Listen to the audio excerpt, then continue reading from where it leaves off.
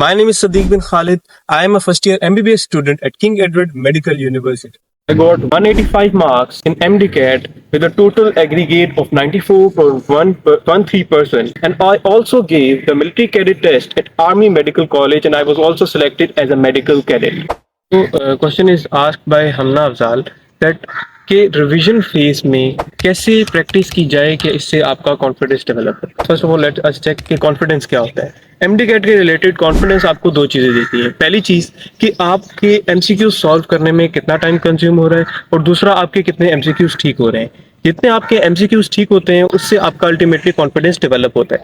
अब confidence develop करने के लिए सबसे पहले आपने एक काम करना है, रिवीजन के टाइम को रिड्यूस करना है। जहाँ पे पहले आपको फिजिक्स का कंप्लीट सिलेबस करने में एक दिन लग रहा था, वहां पे आपको रिड्यूस करके 12 आवर्स 6 आवर्स पे अल्टीमेटली इसको लेके आना है। दूसरी चीज इस पे आपने गौर करना है वो आपका है कंप्लीट करने का टाइम। आप कोई भी एफएलपी यूज करें, 5 पेपर के एफएलपी, उसको आप टाइम लगाएं और अज्यूम करें कि आप एमडी कैट के एग्जाम हॉल में बैठे हुए हैं।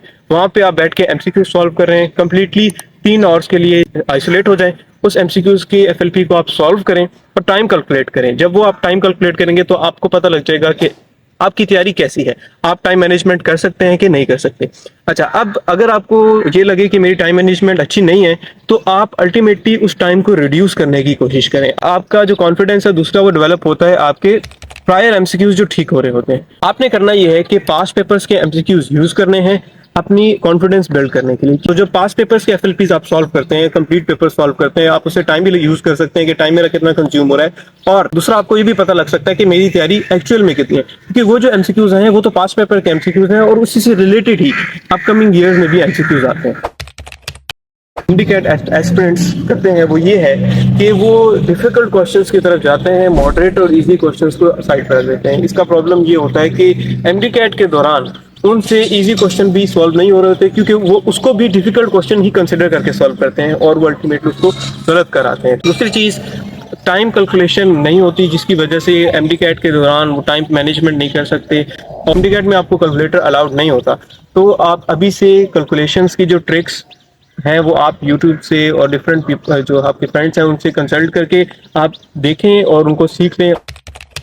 जो रिपीटर्स यूजुअली करते हैं कि वो एंड पे आके रिलैक्स्ड हो जाते हैं कि क्योंकि वो पूरा साल उसको रिवाइज कर कर करके वो पक जाते हैं। वो कहते हैं कि यार अब हमें करने की जरूरत नहीं, हमें मतलब आ गया।